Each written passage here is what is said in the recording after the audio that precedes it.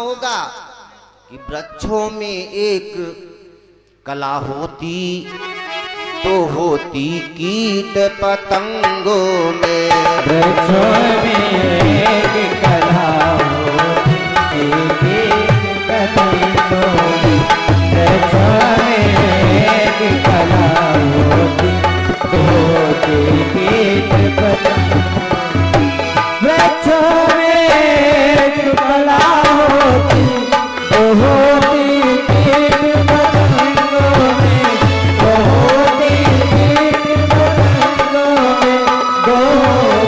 कीट पतंगों में। पक्षी मंडल में तीन कला, पक्षी मंडल में तीन कला होती है चार चौपायों में। पक्षी मंडल में तीन कला होती है चार चौपायों में। पक्षी मंडल में तीन कला होती है चार चौपायों में। वृक्षों में केवल एक कला होती, दो होती कीट पतंगों में। पक्षी मंडल में तीन कला होती है, चार चौपाए जानवरों में चार कलाएं तक होती हैं। कि चौपाए जानवर को चाहे जो सिखा लो, दूध देता है, खेत में काम करना, हल चलाना जानता, चार कलाएं तक पशुओं में होती हैं, चार कलाएं। फिर जो चार के ऊपर जितनी कलाएं होती हैं, जो बिटिया बहनें सिलाई का काम करती हैं, समझ लेना एक कला उनमें ज्यादा है। फिर चार के ऊपर जो चार से ऊपर होती है, फिर चार से ऊपर जितनी चार से ऊपर जितनी कलाएं आती हैं, केवल 8 कलाओं तक आदमी में कलाएं पाई जाती हैं। जो चार से ऊपर होती है मानव दल में दिखलाती है। जो चार से ऊपर होती है मानव दल में दिखलाती है। जो चार से ऊपर होती है मानव दल में दिखलाती है। भैया फिर 4 से लेकर 8 तलक मानव दल में दिखलाती है।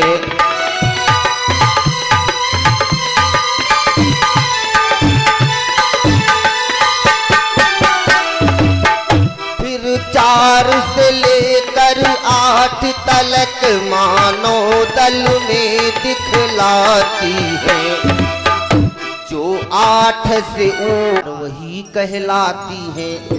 8 के ऊपर जितनी कलाएं हैं उस अवतारों में शामिल होती हैं। आपने सुना होगा, यदि किसी को 16 कलाएं हैं, यदि लेना हो हमारे पास है। 8 के ऊपर सारी अवतारों में कलाएं आती हैं।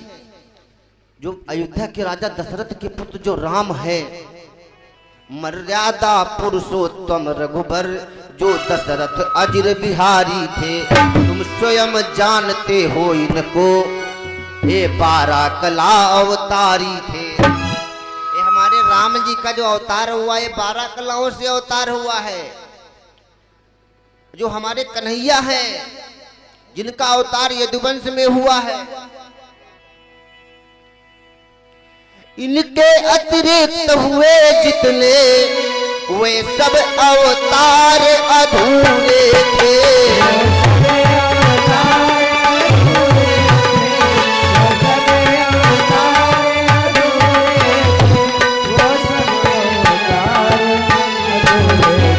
भैया पर अपने ही कृष्णचंद्र,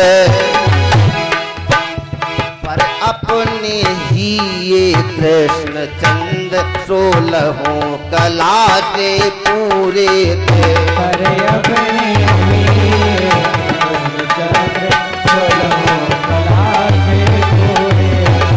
पर अपने ही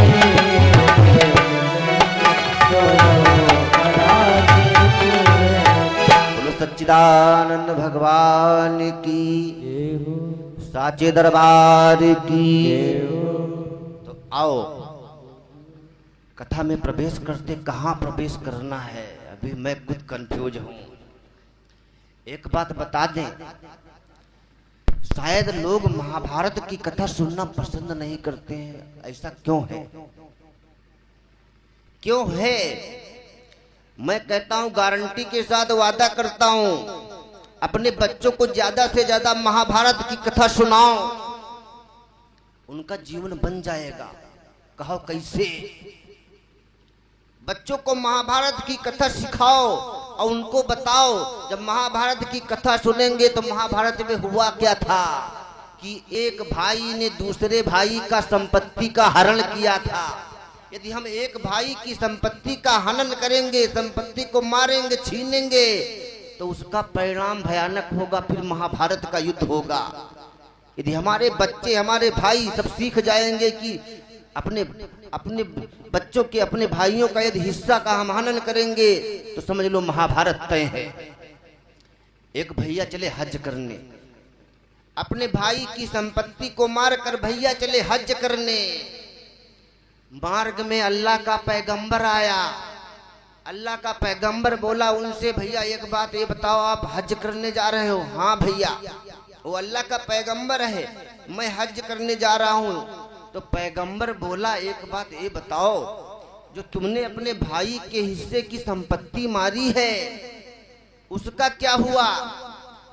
तो वो बोला, मैं हज इसीलिए करने जा रहा हूँ, उसको अल्लाह से माफ करवाने के लिए। अल्लाह से माफ करवाने से भाई का हिस्सा मैं जा रहा हूँ हज करने। वो तो अल्लाह का पैगंबर था, क्या बोला? एक हज की कौन बात कर रहे, चाहे 7 हज कर डालो, भाई का हिस्सा कभी माफ नहीं होता। बोलो सच्चिदानंद भगवान की। अपने बच्चों को ज्यादा से ज्यादा हो सके महाभारत की कथा सिखाओ। पांडवों तो केवल 5 गांव पे राजी है। इतना बड़ा हस्तिनापुर का राज सब दे रहे हैं, लेकिन 5 गांव लेना चाहते हैं। लेकिन दुर्योधन कहता, शिव चक्रम नहीं वो दास्ताम बिना युद्धेन न केसवा, सुई की नोक के बराबर मैं जमीन नहीं दूंगा, लेना है तो युद्ध कर ले। चलो खैर, मैं महाभारत की तरफ नहीं चल रहा हूँ। आप सब लोगों के बीच में आज बसंत पंचमी का पावन पर्व है, तो जितने नौयुवा जवान बच्चे बैठे हैं, तो मेरी सरस्वती माँ से कामना है, भैया लोग की सभी की सद्बुद्धि बनाए रखना। बोलो शारदे मैया की जय हो।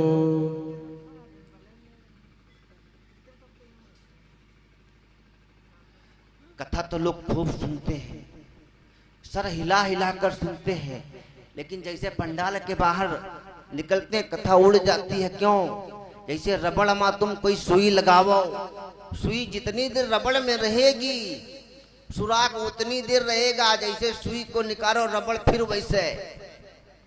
एक बार एक जगह कथा कर रहे थे, तो परीक्षित महाराज से पूछा, एक बात ये बताओ, 9 दिन से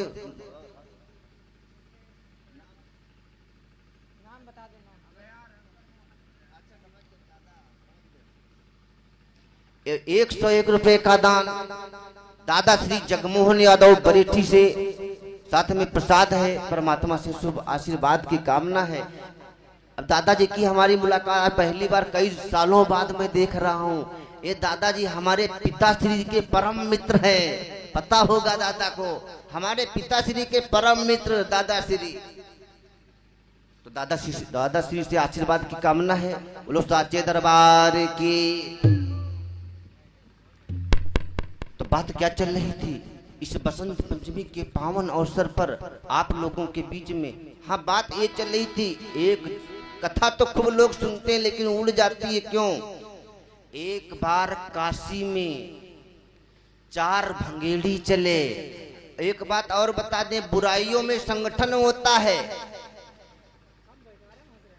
बुराइयों में संगठन होता, अच्छाइयों में संगठन नहीं होता। शाम के टाइम चले जाना ठेके पर, देख लेना, देखो लाइन लगती है ठेकों पर, शराब के ठेकों पर, और कथा भागवत करवाना होता तो उसका प्रचार करना पड़ता है। यदि कहीं नौटंकी हो तो उसका प्रचार नहीं करना पड़ता है भाई, सत्संग का प्रचार करना पड़ता है। जिसके घर में सत्संग है उसके घर में हर घड़ी आनंद ही आनंद है। तो 4 शराबी बैठे नाव पे, भांग खा के 4 भंगेड़ी नाव पे बैठे। विचार किया कि वास्को डी गामा ने दुनिया का 1498 में भ्रमण किया था, तो चारों भंगेड़ियों के मन में आया मैं भी दुनिया का भ्रमण करूंगा। एक नाव वाला अपनी रात को नाव बांध के तो चला गया। चारों भंगेड़ी बिटिया बहनों नाव पर बैठे चलाने लगे बांस। सुबह हुई, जब सुबह हुई एक भंगेड़ी उतरा, उसने विचार किया देखे कहाँ तक आ गए। रात भर नाव चलती रही, सुबह उतरा, सोचने लगा अब पहला उतरा कि मैं कहाँ आ गया हूँ। जैसे वो उतरा वो हंसने लगा अब तीन सोचे ये हंस काहे रहा है, तीन सोचे भंगेड़ी ये हंस काहे रहा है। तीसरा उतरा वो भी खिलखिला के हंसने लगा। अब दो जो बैठे हैं वो भी सोचे ये क्यों हंस रहे हैं। तीसरा उतरा वो भी हंसने लगा, चौथा उतरा वो भी हंसने लगा। और चारों हंस क्यों रहे थे भंगेड़ी? रात भर नाव चलाते रहे लेकिन लंगर को नहीं खोला था, नाव जहां की तहां बंधी रही। रात भर नाव चलाई, लंगर नहीं खोला, भांग के नशे में। बोलो सच्चिदानंद भगवान की। कथा तो लोग खूब सुनते हैं। विद्वान ने कहा परीक्षित से एक बात ये बताओ, 7 दिन कथा सुनाई, समझ में आई? तो परीक्षित बोले हाँ महाराज, आप कम सुनाते थे, हम ज्यादा समझते थे। तो विद्वान बोले हम भी आपको नहीं समझ पाए। तो बोले एक बात ये बताओ, 5 दिन 7 दिन मैंने 9 दिन कथा सुनी, सब कुछ तो हमारे समझ में आया, लेकिन एक बात समझ में नहीं आई। तो विद्वान बोला बताओ कौन बात नहीं समझ में आई? तो वो बोला एक बात हमारी समझ में ये नहीं आई कि राक्षस राम थे कि रावण। विद्वान बोला ना राक्षस राम थे ना रावण, पहले नंबर का राक्षस मैं जो तुमको 9 दिन तक समझाता रहा, और दूसरे नंबर के राक्षस तुम। बोलो सच्चिदानंद भगवान की। आओ आप लोगों को 35 मिनट में संगम में स्नान करवाते हैं। कथाओं का सार, थोड़ी सी कथा भागवत से भी है। ये तो आपका सौभाग्य है, आप लोग भागवत के माध्यम से बहन जी के मुखारबिंद से सुन रही हैं। राम कथा भी सुनने को मिल रही है। उस बैनर पे लिखा भी है श्रीमद् भागवत कथा एवं राम कथा की अमृत वर्षा। ये तो सौभाग्य की बात है, दोनों कथाएं आप लोग पा रहे हैं। थोड़ी सी चर्चा है भागवत से, थोड़ी सी महाभारत से और थोड़ी सी राम कथा से, तीनों का मिलान करते हुए एक कथा है। तो थोड़ी सी पहले है भागवत से, केवल संक्षेप में दूंगा। भगवान कन्हैया की बहनों ध्यान से सुनना, थोड़ी सी चर्चा भागवत से है क्योंकि तीनों का मिलान करना है। भगवान कन्हैया की 55 पीढ़ी पहले यदुवंश में एक राजा हुआ था जिसका नाम था नहुष। 99 यज्ञ कर चुका है, 100वां यज्ञ पूरा होने वाला है। इंद्र ने विचार किया यदि 100वां यज्ञ पूरा हो जाएगा मेरा इंद्रपद छीना जाएगा। लेकिन 100वां यज्ञ पूरा हुआ, राजा नहुष इंद्र बन गया। जब इंद्र बन गया विचार आया जब मैं इंद्र हूं तो इंद्राणी मेरी है। आज इंद्राणी को पाने के लिए राजा नहुष दूतों को भेजता है। दूत जाते हैं, इंद्राणी ने विचार किया इस पापी नहुष से, कामी नहुष से कैसे बचे। चिट्ठी लिखती है, जाओ नहुष से बता दो इस समय जितने श्रेष्ठ महात्मा हैं, क्योंकि दुर्गा के पास शेर है, भोले बाबा के पास बैल है, राम जी के पास रथ है, कृष्ण के पास गरुड़ है, गणेश जी के पास मूस है। सबके देवताओं के अलग, लक्ष्मी मैया के पास उल्लू वाहन है, सबके अलग अलग वाहन है। इन सब वाहनों को छोड़ करके राजा नहुष कोई ऐसे वाहन में आवे जिसमें महात्मा मचे हों। राजा नहुष चिट्ठी पढ़ता, तैयार हो गया, एक पालकी बनवाया। पालकी में उस समय श्रेष्ठ महात्मा अगस्त ऋषि, ऐसे महात्मा को मचवाया। ऋषियों ने कभी पालकी नहीं ढोई थी, आज दुर्वासा ऋषि पालकी में मचे हैं। राजा नहुष इंद्राणी को पाने के लिए कहता है जल्दी जल्दी चलो। कामांध नहुष मंदांधता में आगे पीछे न विचार किया, अपनी पालकी उठाने को ऋषि लोगों को तैयार किया। बिटिया बहनों, ऋषियों ने पालकी नहीं उठाई थी, पैर की ठोकर मार देता है अगस्त ऋषि। जैसे पैर की ठोकर मारी, अगस्त ऋषि को श्राप दे दिया, ऐ नहुष तू इंद्राणी के पाने के चक्कर में हम श्रेष्ठ महात्माओं के लात मारी है, तुझा तू कहता है सर्प सर्प की भांत तो चलो, कामा तुर हुई चले ऋषियाई, सर्प सर्प चलिए मुनिराई। जैसे पैर की ठोकर लगी तो क्या बोले अगस्त ऋषि, कहा अगस्त किन्हो तुम पापा, अजगर हो हमारे श्रापा।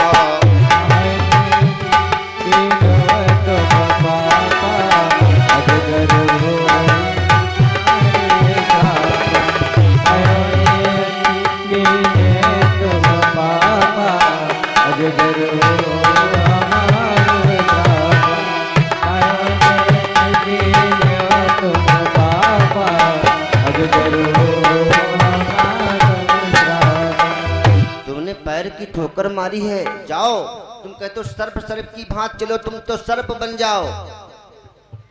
अगस्त ऋषि का श्राप राजा नहुष चरणों में पड़ा है, ऋषिवर भूल हुई, मेरा अपराध क्षमा करो।